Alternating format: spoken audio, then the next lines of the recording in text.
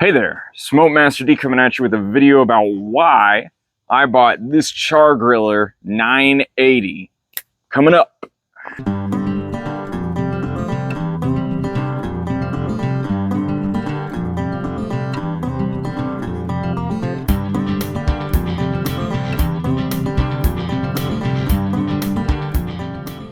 So, this is the thing, right? I like to cook for my family, and most of that happens at our family's lake house, right? It happens 3 weekends a year: Memorial Day, the 4th of July, and Labor Day. We go down to the lake house and I cook for them, and I've only ever cooked for them on the pit barrel cooker. Nothing else ever, just because that's what I have down there. It's my mobile grill, and now it lives down there. But I've thought to myself, they like this, but they've never tried the other stuff I've made on indirect heat cookers, right? And so I was racking my brains, how can I get something that would be indirect heat cooking there that I could use just 3 times a year? And another consideration, something that I was thinking of was, how much time do I want to spend, with the smoker when I'm at the lake trying to relax and have fun? Granted, I like smoking meat. That is something that I enjoy. But, I also want to be able to play with my son there. So I was a little bit more open to something automated like this with, the fan coming on to keep the temperature where it was supposed to be.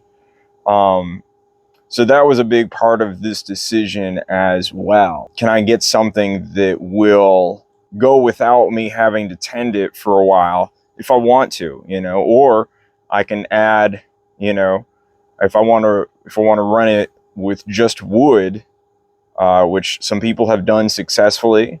I want to be feeding it, some wood chunks every 30 to 45 minutes. I can do it that way too, right? So have best of both worlds there. And, I can jack this thing up to 700 degrees, apparently, from what it says. And I can get a really good sear if I want that. So just for like all around everything that I could want, at a place in just one grill, that's really kind of what I thought when, which grill is the best for this specific situation. And the Char Griller 980 is the one that won out. And the price, half price, was what helped me get there too. I was going to get it at full price, but half price, that's even better. So, I started thinking pellets, and I was looking around, and that is when I saw the Anderson Smoke Show. And it was the Camp Chef Pro versus the Masterbuilt Gravity. That's what he was doing. And he made these beef ribs, and I could tell that he was like into the Camp Chef Pro, right? And I was thinking I would be into the Camp Chef Pro. It's got that nice little drawer for the wood chunks, and you can put the wood chunks in. So I was like all into that. And he did a taste test, but he included his family in it, and his family said that they were very close, but the Masterbuilt Gravity took it. And I think he sort of downplayed those results, but that's what it was. And I did this show on gravity smokers from box stores, probably over a year ago now. And I was thinking back to it, and I'd always been more impressed with the Char Griller than I had been with the Masterbuilt. So I was like, yeah, I'll see about getting one of these smokers, right close to when the season starts up again in Memorial Day. I was wondering, are they going to raise the price? Of course, this channel provides me with some money for spending on stuff like that. So I was like, I can swing it. And then I went and I saw on Facebook Marketplace this smoker, and it was for $400, half the price of what they're selling for new at Lowe's near where I'm at.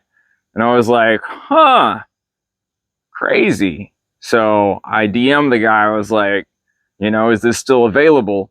And he said, yeah, it was. It was about, 50-minute drive for me out to Ashboro. And so I went out there. I was like, yeah, what's the deal with this grill? And apparently, this guy, he takes, freight that's been had damage, right? So there's damage during the shipping process, and he fixes the grills up so that they're, usable again, and then sells them at a discount. So I'll take you for a little tour. Yeah, and it has, there's a sort of a divot scratch right there, a little bit around the lid to the chute. There's a little bit. I sprayed some canola oil on there, so it looks a little bit better than it did, just because when I burned it off, burned the grill off, it came out a little bit better that way. But yeah, the other thing that I noticed back here, we got a little sun glare, was that there was a good bit of heat coming out. All right, so I'm burning this thing in, and I've noticed I can put my hand here and I feel a whole bunch of heat coming out of this lid right here. From here, you can tell that this thing sort of raises up right here. And I have no idea if that was like a shipping thing or they just do that naturally. But my solution, I put the gasket all the way around, and I put double gasket right here, right there, just at one strip on the door instead of on the body. And now it looks like it's pretty well sealed up, right? I'm running some B&B lump in here with some wood chunks, just some cast off pieces for when I get splits for the offset, the parts that are too long and cut off. So I put some of those in the chute as well. I bought the extension here just in case. I'm going to use this thing regular right now for my first cook on these ribs, with the charcoal. But I do plan on running it with like just wood at some point. And if that's going to make things hotter in here, I just decided, off the bat, I'd like that extra little protection. Now, the one thing that concerns me a little bit is this part right here. The connection between the two wires is kind of like open. So I just put this foil right here in where that hole is, and that's kind of pushing this up against here. I'm a little concerned about it, but I'm going to keep my eye on it. But overall, yeah, I'm liking this thing. This thing folds down. It's not the best for like. The other thing is that I tried to get the app for connecting to this grill with my phone, but it was made for a previous version of Android. So somehow updating my phone too much has made it so that I can't get the app. I don't know if I should be concerned about that or not. When I said that on one of these Facebook forums, Facebook groups that I joined for the Char Griller 980, some people were like, yeah, I never use that anyway. So, it's just one of those things. It's like, well, I'm supposed to be able to use it, but it's not there right now for me. So I don't know if I should, be looking for it in the future or not, but right now I'm just gonna let it ride. Yeah, so I'm gonna have to drive this thing down. Plan on using it, getting a feel for it before Memorial Day. And who knows, when I take it down to the lake house and it's exiled to the existence of 3 cooks a year, maybe I'll miss it. Maybe I'll want to get another one. Maybe I'll pay full price. Who knows? But yeah, so I'm cooking some ribs in here, and yeah, I'm just gonna see how the smoke profile does just with regular chunks. I made a layer of the charcoal, some chunks, layer, and put it in there. One of the other things, like on the Facebook group, that I joined was like people put in the amount of charcoal they need for a cook. So I tried doing that. This thing's only like, the chute's only about halfway filled up. I have no idea if that's enough or not, you know? It's, I guess, one of those things that I'm going to get a feel for. But I don't have a feel for it yet. So at the end of this cook, I may be thinking, I need to throw some more stuff in here. Some more of this B&B lump charcoal. All right, well, let's see how this turns out. There. All right.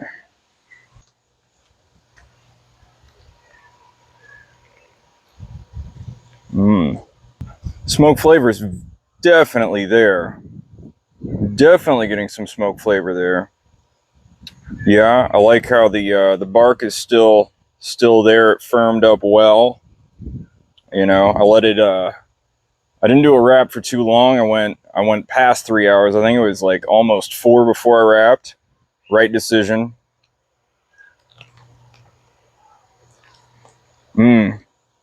I didn't take them to the whole fall off the bone stage, and they're doing pretty well there.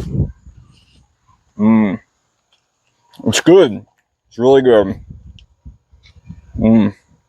Yeah. Gonna enjoy the rest of this with dinner. But yeah, I would say that I'm happy with how this thing cooked. I think I'm going to put some foil at the end of the diffuser shaft there, because it's making the temp probe here really off from what's actually in here. Once I do that, I think it's gonna give me some more accurate temperatures. So I think that is the next step.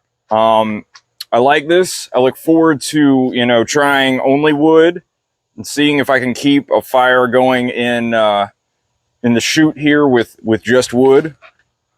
In the comments below, let me know if you want to see a video about that. I may make it a video, I may not. I may just do it on my own. Thank you for watching, and as always, you know what? Go get your smoke on.